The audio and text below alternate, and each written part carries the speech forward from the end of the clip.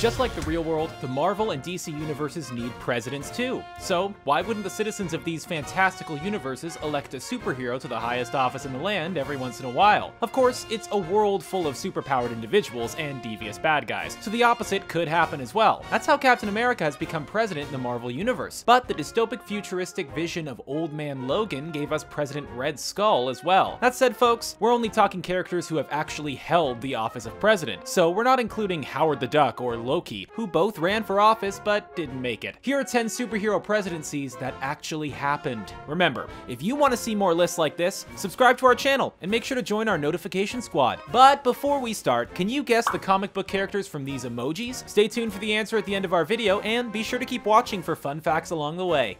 There is no victor. There is only doom. Dr. Doom. According to Marvel Comics lore, Victor Von Doom was born in the Eastern European nation of Latveria to Romani parents. He is definitely not, as the Constitution requires, a natural-born citizen of the United States. Still, that doesn't stop him from taking over the office in the alternate future series Doom 2099, written by John Francis Moore. In this storyline, Doom materializes in the futuristic 2099 universe after decades of absence from the world. At first, he set out to conquer Latveria, his home nation, but that wasn't enough, so he planned to take over the United States as well. He did this by murdering the Senate and convincing the sitting president, a corporate puppet, to kill himself. We still don't know how he got around the fact that he wasn't even an American citizen, but odds are he changed that part of the Constitution. Shakespeare in the Park? Doth mother know you weareth her drapes? Thor.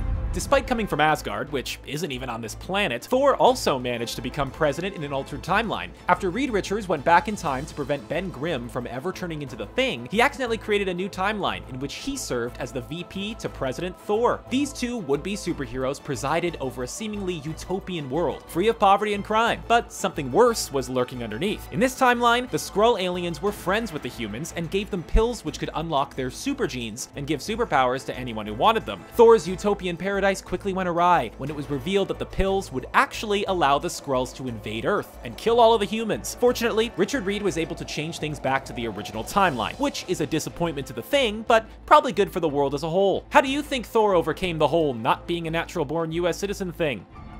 He's hungry. He's found us. And he's coming! Lex Luthor.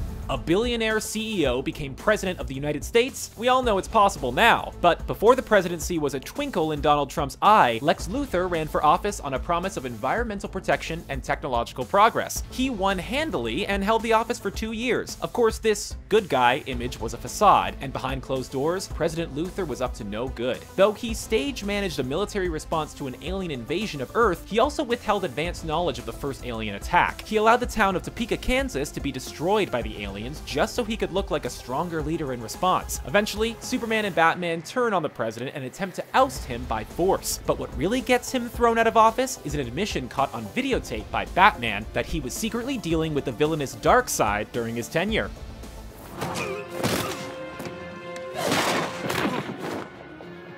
Batgirl. Who's to say that Barbara Gordon couldn't make a good politician? In the main DC continuity, Batgirl was elected to Congress, but in one alternate timeline, she continued her political career and eventually became president. In Superman and Batman Generations, she actually followed Hal Jordan, who never became a superhero in this timeline, into the office of presidency. Together, the two presidents fended off an attack from renegade Green Lantern Sinestro, who wanted to kill Jordan, who he still viewed as a potential threat to his own power. Given Batgirl's keen intelligence, it was easy to see her take on the role of president, and she would have had no shortage of figures to turn to for advice, including, of course, Commissioner Gordon. But we think she probably looked to Batman and Wonder Woman and some of the other DC heroes to help guide her journey in the White House. What other benefits do you think there are to having a superhero as president? Wonder Woman. Speaking of Wonder Woman, here's another non-American who managed to assume the role of president, but her place of birth isn't even the weirdest part of her journey to the Oval Office. In an early 1940s edition of Wonder Woman, audiences were treated to an imaginary story of Wonder Woman in the year 3004. As it happens, her boyfriend Steve Trevor was elected to the presidency as a candidate of the Man's Party, which promoted a return to the patriarchal attitudes of the 20th century. Diana Prince was convinced that Steve was being exploited by one Professor Manley, and sure enough, it was revealed that Manley had rigged the election. When this was discovered, Wonder Woman herself was awarded the presidency in a bit of constitutional jujitsu that we still don't understand. Who are you? I'm Nighthawk. Nighthawk. While Batman has never run for the office of president, the same cannot be said for Nighthawk, who was originally created as a villainous mirror version of Batman, but later was turned into a superhero with many similar traits. As a founder of the Squadron Supreme, Kyle Richards found himself in a good position to run for office once he retired from superheroics, and so he became a politician, and eventually got himself elected president. Despite the best of intentions, however, Nighthawk was brainwashed by the villain Overmind, who made him turn on his former friends in the Squadron Supreme. Eventually, he was freed from this brainwashing by the Defenders and resigned from the position in disgrace. If we can say one thing about presidents in comic books, it's that they don't tend to have very long terms in office, even if those terms do seem to be pretty eventful. What does it mean to be a superhero? Prez. Incredible as it may seem, President of the United States is merely a footnote in the careers of most of the characters on this list, but not so for Prez, a character who had his own short-lived DC comic series in the 70s. In this series, Prez Rickard becomes the first teen president, who takes advantage of a constitutional amendment that lowered the age of eligibility for presidential candidates. Though Prez was cancelled after only 4 issues, DC brought the series back in 2015, but this time, Prez was Beth Ross, a teenage girl who gets elected to the highest office in the land by an election held on Twitter, of all things. Her vice president, the original Prez, who guides her through the trials of being a teen head of state. You are failing!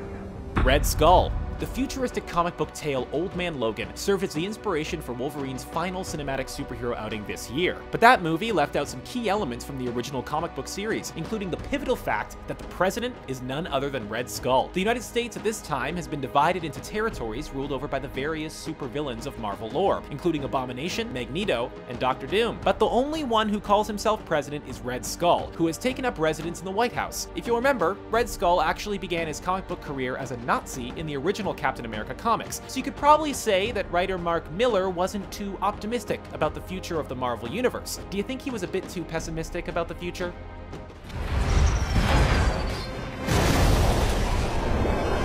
Captain America. Who could make a better figurehead for America than the guy who was literally named after the country? Yeah, that's right, Captain America himself has held the office of presidency. This was after some incredible events took place in the Ultimate Marvel Universe, in which the country began to fall apart and found itself on the brink of civil war. Fortunately, people started floating Captain America as a write-in candidate, and the idea stuck. Steve Rogers himself was elected to office and helped to stitch the country back together again. Though he's not affiliated with any party, there aren't many folks, real or fictional, who could probably attain bipartisan support the way that Cap could. He's a character that could act as a model for all future presidents.